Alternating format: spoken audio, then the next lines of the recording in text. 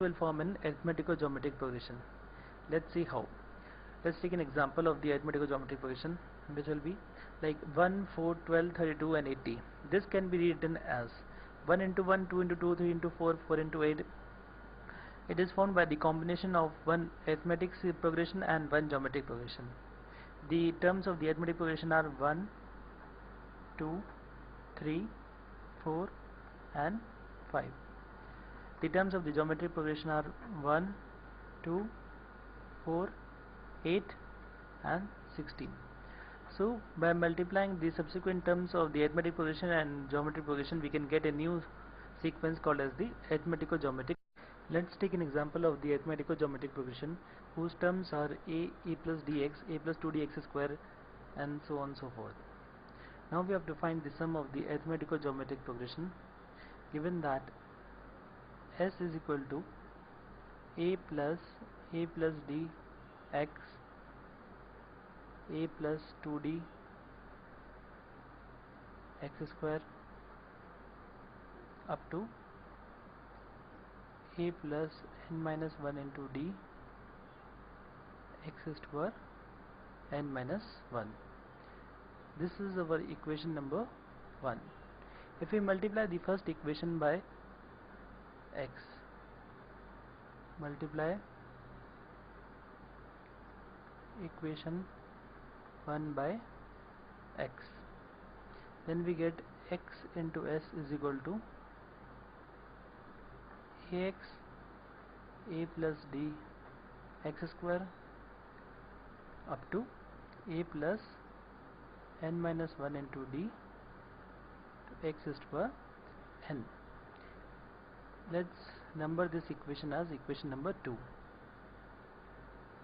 If we take the difference between the first and the second equation, we'll get s minus sx, that is s into 1 minus x is equal to ax term will cancel, a plus dx square term will cancel, we'll be getting a plus dx plus dx square up to d times x is to the power n minus 1 minus times a plus n minus 1 into d x is to the power n. So our sum will be equal to s is equal to a upon 1 minus x plus, this is a GP, we can find the sum of GP taking dx is common, 1 minus x is to the power, so that will equal to n minus 1 terms upon 1 minus x minus times a plus n minus 1 into d into x is to the power n upon 1 minus x. This will be our final sum. Today we'll be looking at harmonic progression. First of all, what is in harmonic progression? Harmonic progression is a successive progression in which the reciprocals of the terms form an arithmetic progression. A harmonic progression is a sequence in which if we take the reciprocal of each of its term, it will form an arithmetic progression. Let's see an example. 1, 1 by 3, 1 by 5, 1 by 7 is in a harmonic progression. Let's see how this sequence is in harmonic progression. If we take the reciprocal of the terms, the first term is 1, the second term is 3, the third term is 5, the fourth term is 7, and we can observe that 1, 3, 5, 7 form an arithmetic progression. So we can say that 1, 1 by 3, 1 by 5, 1 by 7 is an harmonic progression. Find the conditions such that A, B, C are in harmonic progression. Now we have to find the conditions such that A, B, C are in harmonic progression. We know that the harmonic progression is the progression in which if we take the reciprocals of the terms, it will form an arithmetic progression. If we take the reciprocal of A, that will be 1 by A, 1 by B and 1 by C. They will form an arithmetic progression. And we know by the property of arithmetic progression that the difference between the consecutive terms is constant.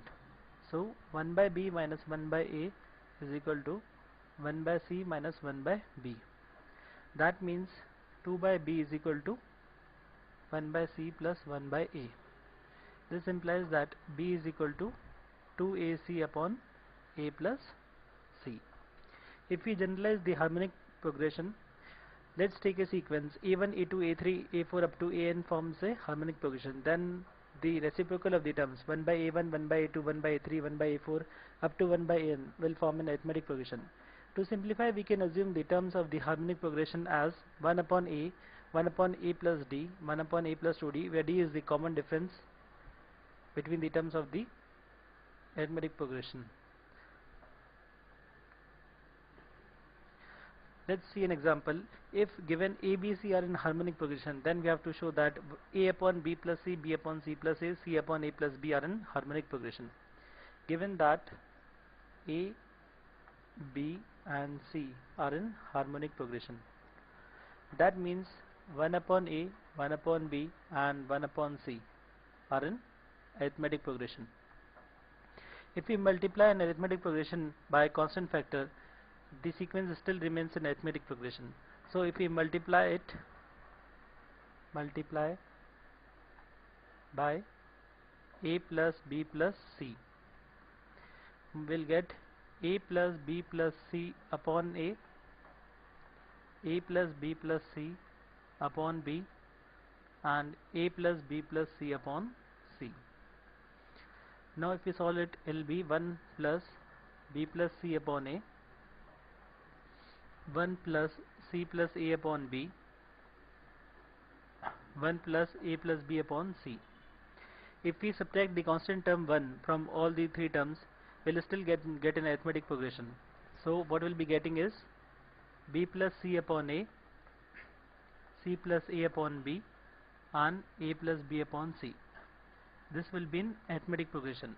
So a upon b plus c, b upon c plus a, and c upon a plus b will be in harmonic progression. Let's take a question for the harmonic progression. Given that if the 7th term of a harmonic progression is 8 and the 8th term is 7, then we have to find the 15th term. 7th term is equal to T7, that is equal to 1 upon a plus 6d, that is equal to 8. 8th term, that is equal to T8, is equal to 1 upon a plus 7d, that is equal to 7. Solving from these two equations, we'll get the value of a is equal to d is equal to 1 upon 56. Now we have to find the 15th term of the harmonic progression. 15th term will be equal to 1 upon a plus 14d, that is equal to 56 upon 15.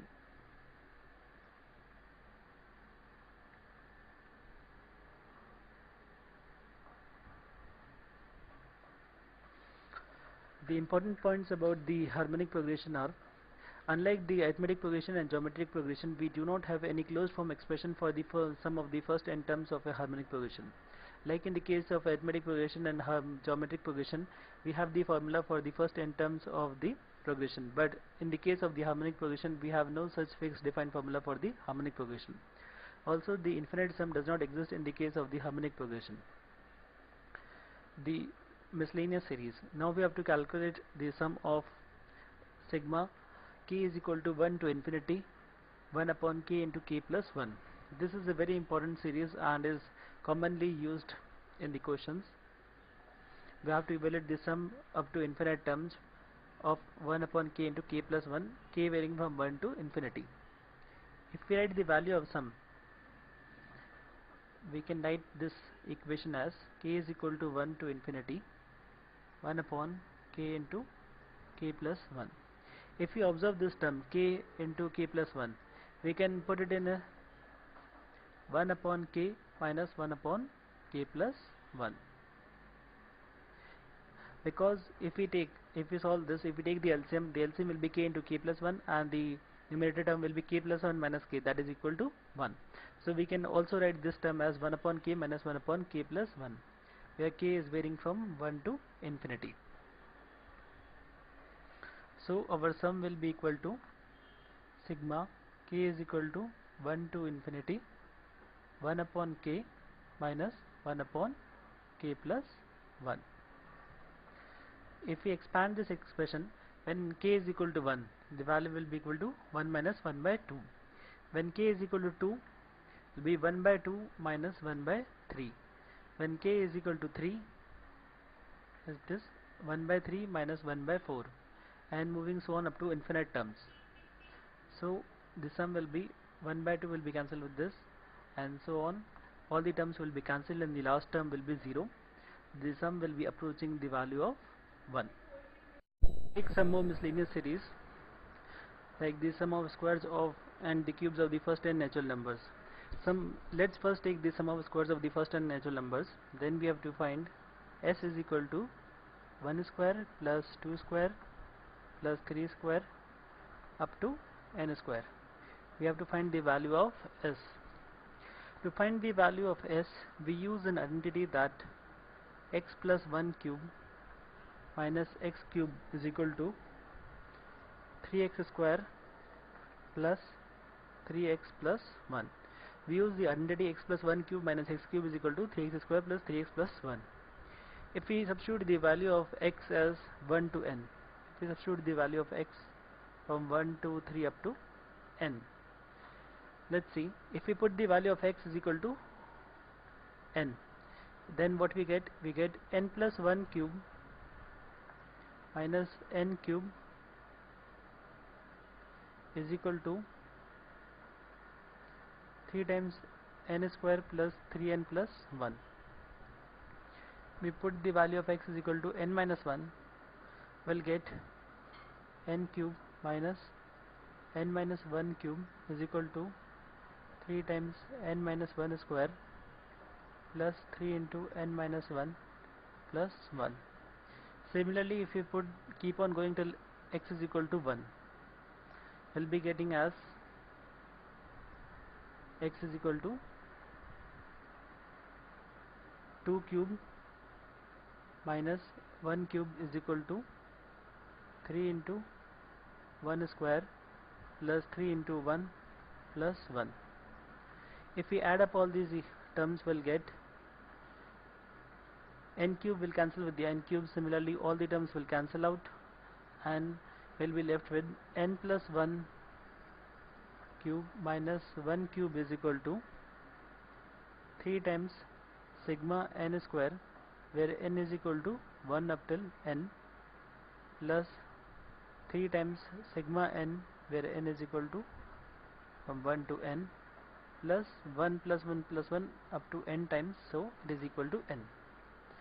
We can find the value of sigma n square. This is the same as sigma n square, where n varies from 1 to n, right?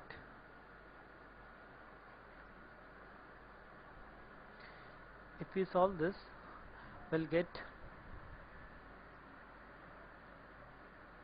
n plus 1 cube minus 1 is equal to 3 times sigma n square plus 3 times sigma n plus n. So we can put the value as n plus 1 cube. If we expand it, we'll be getting n cube plus 3n square plus 3n plus 1 minus 1 is equal to 3 times sigma n square plus 3 times sigma n plus n. Cancelling 1 1, solving,